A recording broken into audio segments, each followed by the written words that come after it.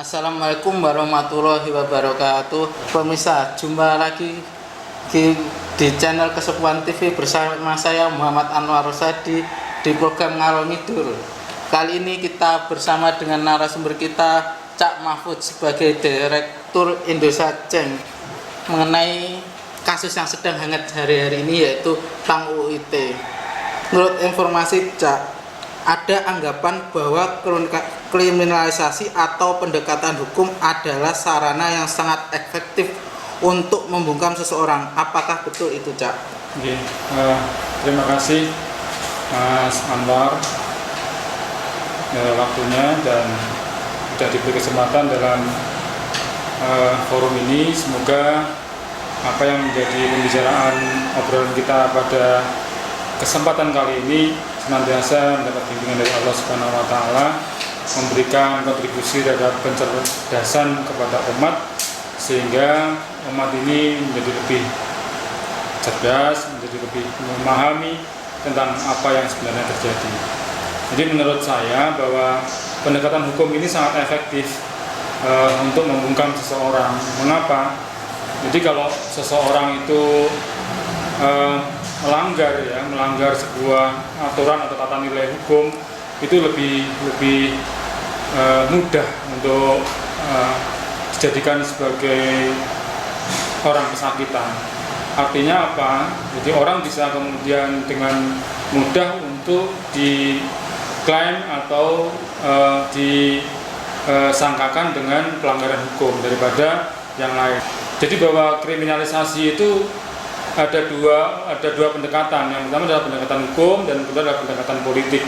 Nah, dalam hal ini pendekatan hukum itu lebih efektif. Mengapa? Karena orang bisa saja dikriminalisasi karena kasus pelanggaran hukum. Karena begitu. Ya. Berarti, Cak, kalau ada orang yang berusaha untuk mengkritik terhadap pemerintah agar ia tidak terus mengkritik, tentu saja upaya yang dilakukan salah satunya ada pendekatan yang bisa menggunakan bukan hukum. Betulkah demikian, Cak? Ya, jadi pendekatan hukum ini sebuah pendekatan yang sangat efektif, ya. Jadi ketika orang kritis terhadap kebijakan, kemudian orang berani bersuara, itu mudah ya, pendekatannya. Dalam hal ini saya tidak kemudian menuduh pemerintah atau aparat melakukan tindak kriminalisasi, bukan begitu. Tapi secara teoritis hukum itu dijadikan sebagai sarana untuk membungkam. Jadi bukan dibungkam oleh hukum, tetapi memang hukumnya ini bisa disalahgunakan oleh oknum. Jadi sarana hukum ini dapat terjadi apabila regulasi atau undang-undang itu yang dapat digunakan dan selama ini digunakan. Jadi kalau kita melihat misalkan kasus undang-undang ITE, mulai dari pasal 28 ayat 2, ini misalkan soal pasal penebar kebencian, speech, atau kemudian pasal 28 ayat 3.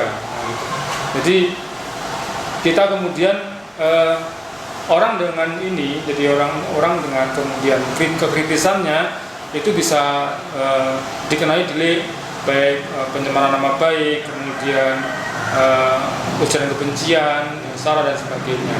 Seperti itu, Mas.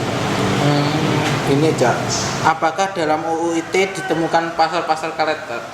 Ya, jadi sebenarnya tidak hanya dalam undang-undang ITE saja sebenarnya, dalam pasal-pasal yang sudah diterbitkan dalam undang-undang positif ini sebenarnya ada potensi ya pasal-pasal karet. Jadi mengapa pasal karet itu lebih kepada sebuah pasal yang tidak tegas dan bisa dianulir dengan pasal yang lain.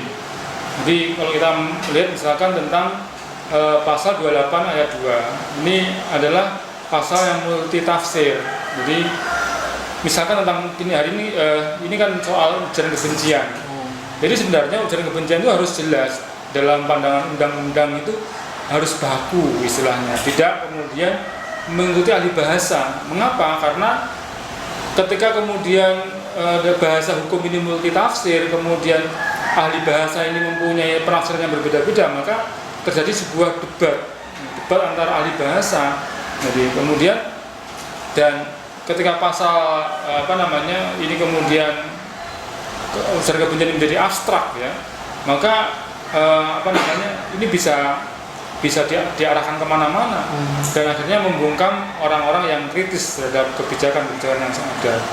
Sehingga yang penting adalah bahwa solusinya adalah revisi undang-undang ini secara total. Jadi dalam kasus undang-undang ITE ini dikembalikan pada fungsi semula. Jadi kalau kita melihat tentang fungsi dari undang-undang ITE ini kan sebenarnya untuk berfungsi sebagai mengatur transaksi bisnis ya, yang kemudian menggunakan internet. Jadi awalnya di situ, kemudian kita melihat bahwa ini menjadi pengembangan dalam banyak fakta, kemudian dijadikan sebagai sarana untuk orang-orang yang kritis dalam dunia maya. Gitu Mas. Lalu apa saran Anda pada pemerintah, Cak? Ya, jadi saya menyarankan bahwa mendorong dalam hal ini legislatif ya untuk melakukan revisi total terhadap undang-undang ITE karena dikhawatirkan penyalahgunaan dan sekarang sudah terjadi seperti itu. Undang-undang ITE itu sebetulnya sudah mengatur transaksi bisnis sudah tepat. Jadi kalau kita melihat tentang pencurian, penggelapan, pengambil alihan akun bisnis dan segala macam, ini yang sebenarnya harus tertibkan dan ini faktanya sudah seperti itu dalam dunia bisnis. Nah, oleh karenanya undang-undang informasi transaksi elektronik ini dalam konteks pidana ini yang sebelumnya itu di luar konteks transaksi bisnis.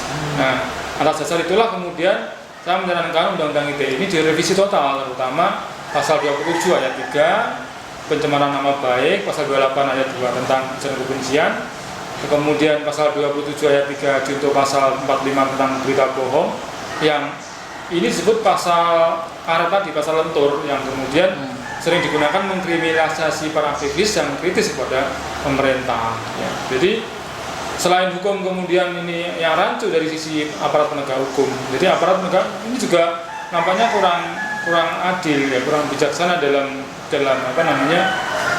menegakkan hukum dalam undang-undang ITE.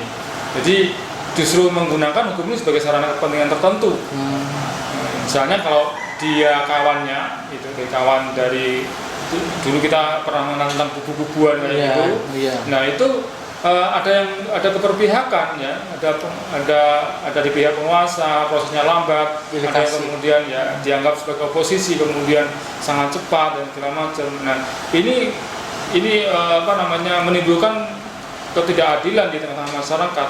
Jadi di sini aparat penegak hukumnya yang kemudian ada masalah, tidak profesional atau tidak adil atau ya bisa zalim lah.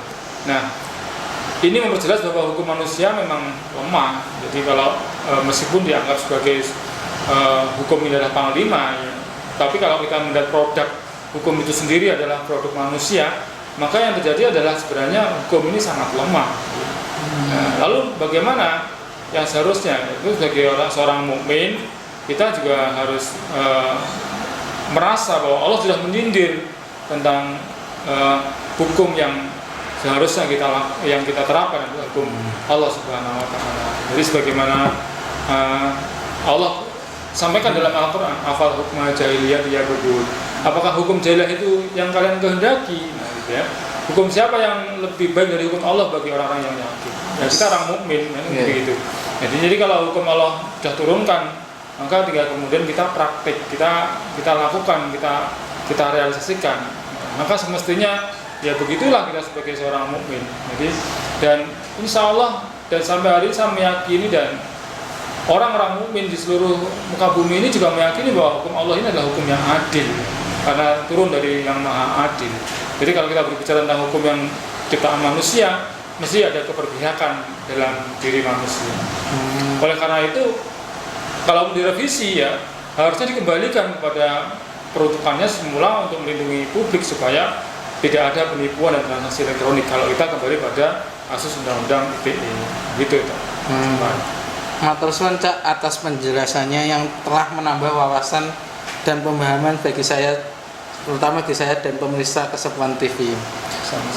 Baiklah pemirsa Kesepuan TV, demikian obrolan santai kita bersama dengan Cak Mahfud. Bila Anda suka dengan video ini silahkan like, Jangan lupa subscribe dan bunyikan lonceng. Wassalamualaikum warahmatullahi wabarakatuh. Waalaikumsalam.